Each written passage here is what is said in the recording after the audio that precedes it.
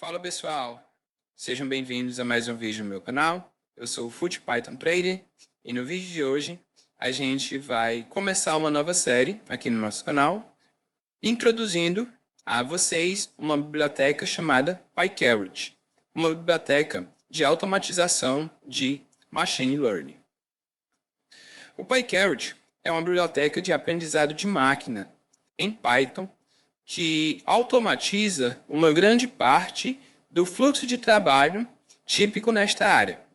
É uma biblioteca de código aberto que visa tornar o processo de construção e implementação de modelos de machine learning mais rápido e eficiente. Dentre as principais características e benefícios do PyCarrot, a gente tem a automatização do fluxo de trabalho do machine learning, porque o PyCarrot é projetado para automatizar as tarefas, como pré-processamento dos dados, seleção de características, otimização dos hiperparâmetros, treinamento e validação de modelos, dentre outros. Uma das principais vantagens do PyCarrot também é a sua facilidade de uso. Mesmo os usuários com conhecimento limitado em Machine Learning podem começar a construir e avaliar modelos complexos com apenas algumas linhas de código.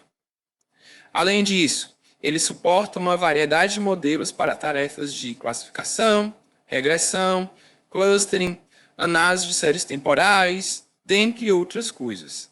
O PyCarrot também tem integração com outras bibliotecas do Python, como bibliotecas de análise de dados e visualização, como o Pandas, o Matplotlib, o Seaborn, o Plotly. Ele também permite que os usuários comparem rapidamente diferentes modelos para encontrar o mais adequado aos seus conjuntos de dados.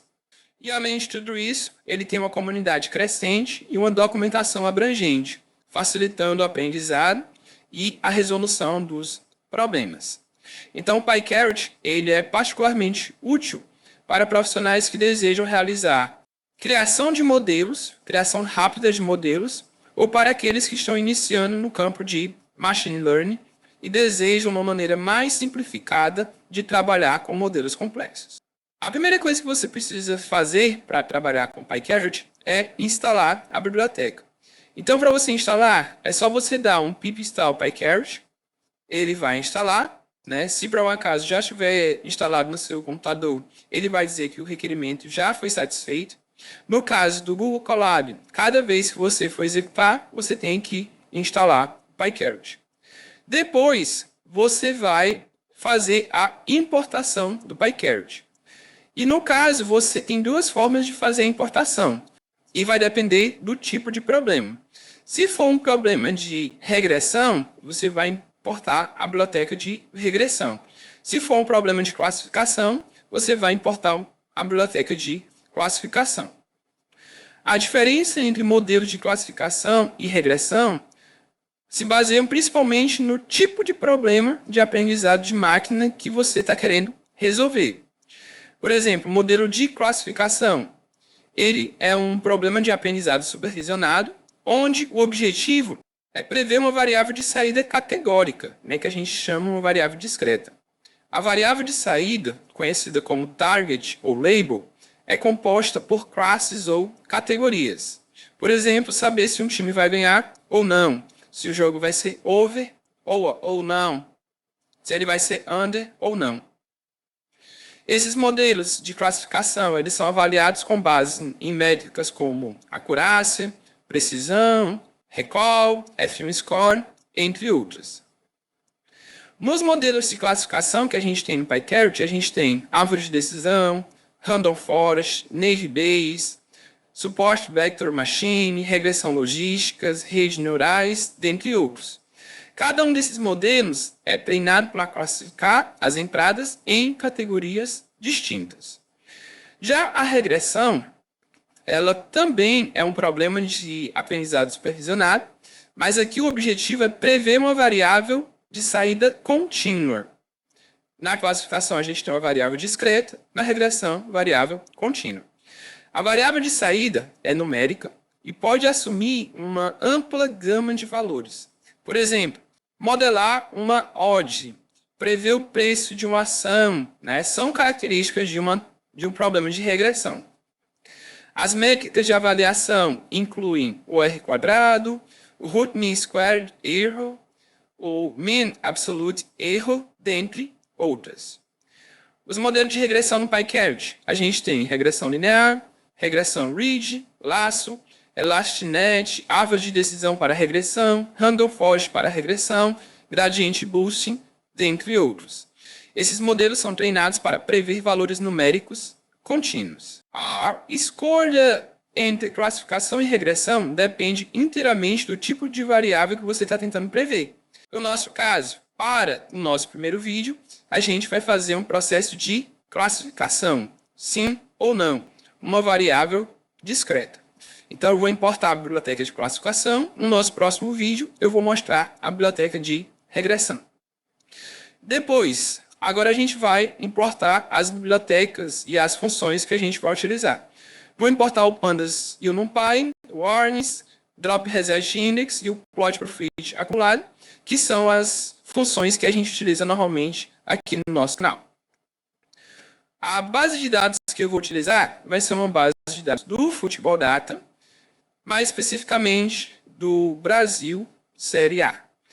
Então, o que eu estou fazendo? Estou selecionando as colunas, estou renomeando e estou organizando a data que está como dia, mês e ano, e eu gosto de ano, mês e dia. Então, eu estou apresentando aqui o data frame para vocês verem que a gente tem jogos desde 2012 até 2023. Vou criar as variáveis. Esse vídeo ele é só para apresentar o PyCharacter. Ao longo dessa série, a gente vai ver vários pormenores do PyCharacter, dentre eles como que a gente pode criar metodologias em cima dele. Mas hoje é só para a gente ver como é que ele funciona. Então, as variáveis que eu vou criar vai ser basicamente a probabilidade implícita, que é o inverso da odd.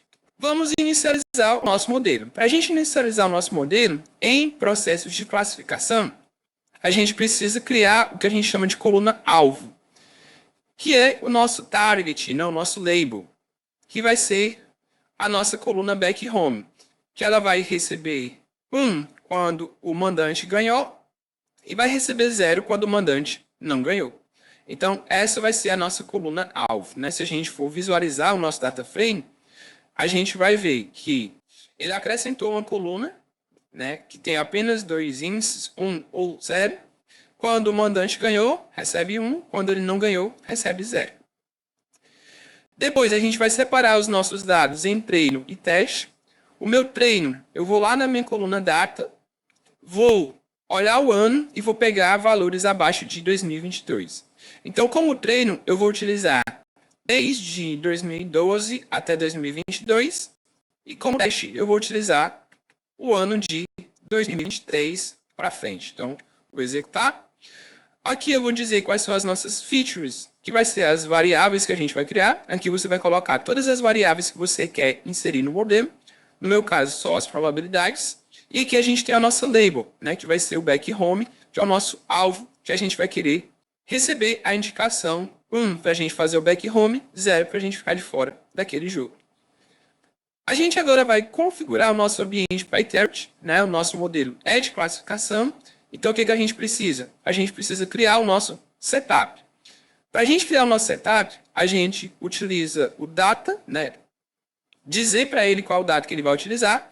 Então, eu vou utilizar o treino, né? O data frame de treino, apenas as features, né? Fazendo isso, ele vai ignorar todas as outras colunas e vai analisar apenas essas features que a gente colocou aqui, nas probabilidades. O nosso alvo, nosso target, também vou olhar lá no treino e vai ser a coluna label, tá? Que no caso é a back home. Estou colocando session ID 1, 2, 3 para que vocês obtenham o mesmo resultado que eu estou obtendo. Uma outra coisa também que a gente pode fazer é colocar verbose igual a false. Olha o que ele vai fazer. Ele vai criar o setup sem mostrar para a gente o que ele está fazendo. Então, você pode, né, criar visualizando tudo o que ele está fazendo. Então, você não coloca nada.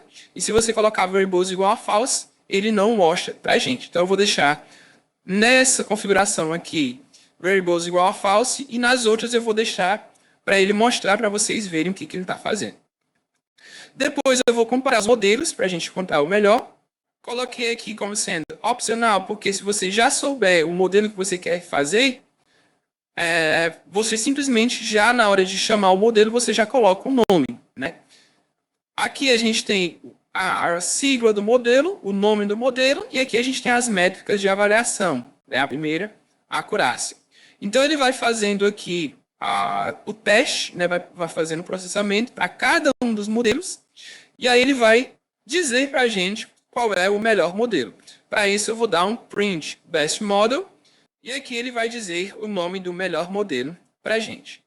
Então o que a gente vai fazer agora? A gente vai criar o modelo. Então eu vou criar uma variável chamada model, vou aplicar o create model ao best model. Se você não quiser utilizar o best model, é só você colocar aqui o modelo que você quiser. Por exemplo, vou usar o XGBoost. Então eu coloco aqui, entre aspas, o nome do modelo que ele vai utilizar. Então agora ele vai utilizar o XGBoost. Só que no caso eu quero utilizar o melhor modelo mesmo. Então eu vou colocar aqui a variável melhor modelo. Ele está criando um modelo com aquele que, de acordo com a acurácia, foi o melhor. Depois a gente vai treinar o nosso modelo, né? Vou treinar o modelo no dataset de treino. Então para isso eu preciso treinar.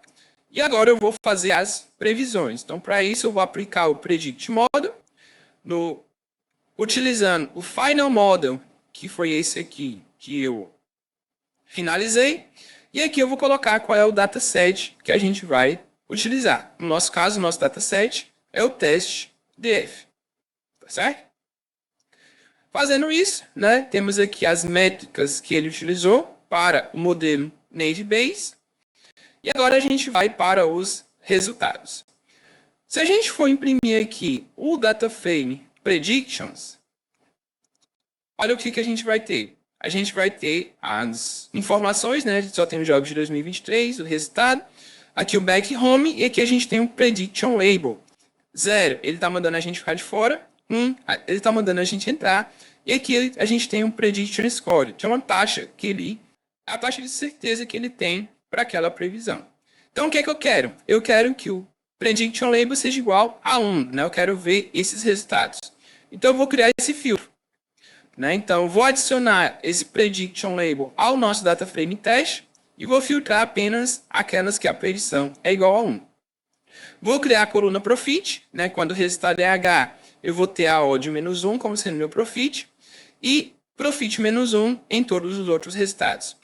Vou chamar minha função plot profit accumulate, dizer qual data frame que eu estou pegando e dizer o título do nosso gráfico. Então esse aqui é o nosso gráfico.